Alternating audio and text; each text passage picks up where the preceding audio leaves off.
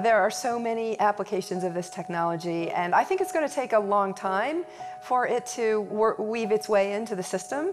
It may take a normal tech upgrade cycle for it to fully weave its way into the system, but I've said publicly, I think within 20 years, that financial services will be just software, and the smart contracts technology in particular is going to automate a lot of the things that institutions and people handle today. My name is Caitlin Long. I'm chairman and president of Symbiont, which is a smart contracts provider for institutional financial use cases of distributed ledgers. I spent 22 years on Wall Street before making the jump in August 2016 to the blockchain world full-time.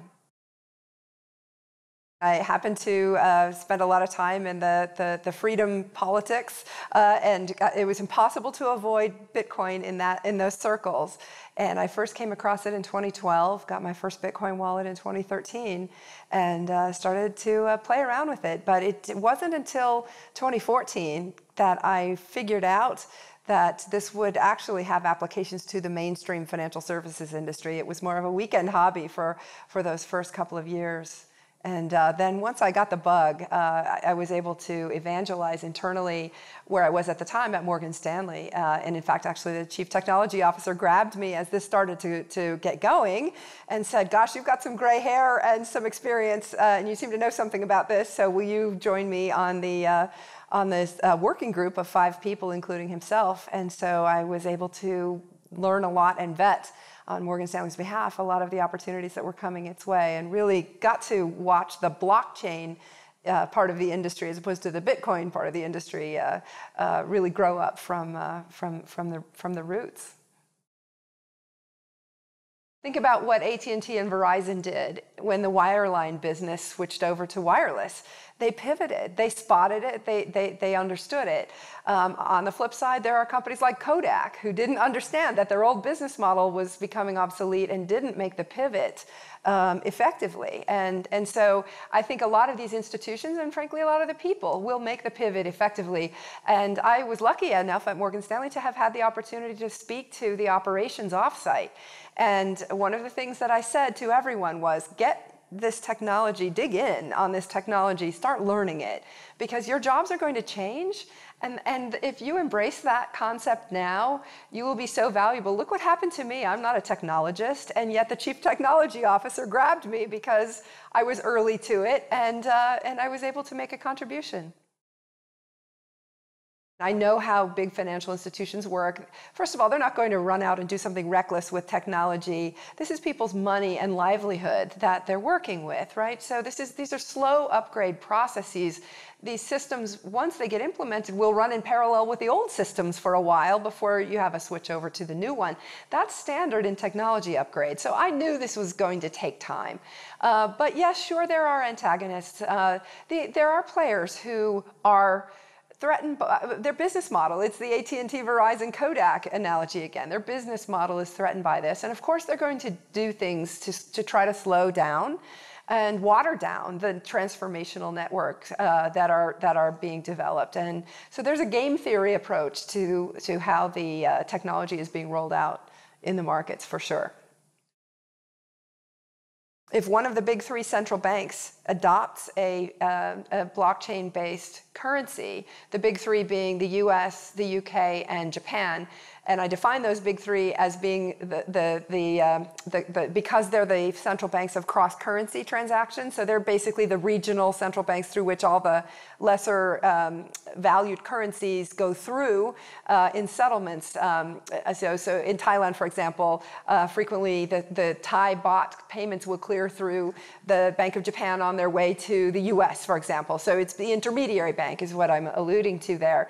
When those intermediary banks put their currency on a distributed ledger, all of the corporations that deal with moving money around the world, which is an incredibly complex process, as you know, will immediately switch over to using that central bank as its intermediary currency. And right now, the US dollar is the intermediary currency of trade.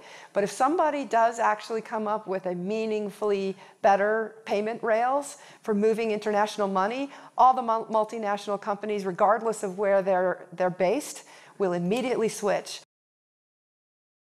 No one wants to be first, right? Everyone wants to be a fast follower, but you certainly don't want to be last. And in this example where I gave, the three most important central banks that see the greatest trading volume going through their currencies every day, you don't want to be the last of the third to adopt a new payment system. Because, again, the economics are so compelling for corporate payments, cross-border payments, to go through whatever is the most liquid and easiest and fastest settlement currency. And I do think that one can gazump the others if they're first. We think we own the money in our bank accounts, but we don't. The banks own the money. We've lent it to them. We think we own the shares in our brokerage accounts or our retirement pensions, but we don't. We've lent those shares to the securities dealers, right? So what I'd like to do, as somebody who's interested in freedom and property rights, I'd like to be able to have those property rights go back to the people who actually own the assets, as opposed to having someone else own those assets in your name, and then you have an IOU from those counterparties. So that is actually very much a part of my passion in this technology, is giving assets back to the people who rightfully own them and taking out all this counterparty risk that was introduced into the system because the technology didn't exist to settle this huge volume of transactions. So, for example, it used to be that instead of settling millions of transactions a day, the banks would all settle up with each other, so they maybe only would settle a dozen transactions a night. They'd net all of their transactions, right? That made it easier, but it created this counterparty risk and these layers of intermediaries that exist in the financial services industry. They don't need to exist anymore because we have the technology to settle all of those millions of transactions gross, if you will, instead of having to net them and then have the institutions settle on their netted amounts against each other. Power to the people. Yeah, indeed. Power to mom and pop, power to the mutual funds who own the assets on mom and pop's behalf, the insurance companies who own the assets on mom and pop's behalf. It used to be that they all owned those assets in their own name. And then over 30 years, the pendulum swung where they were no longer owning the assets in their name.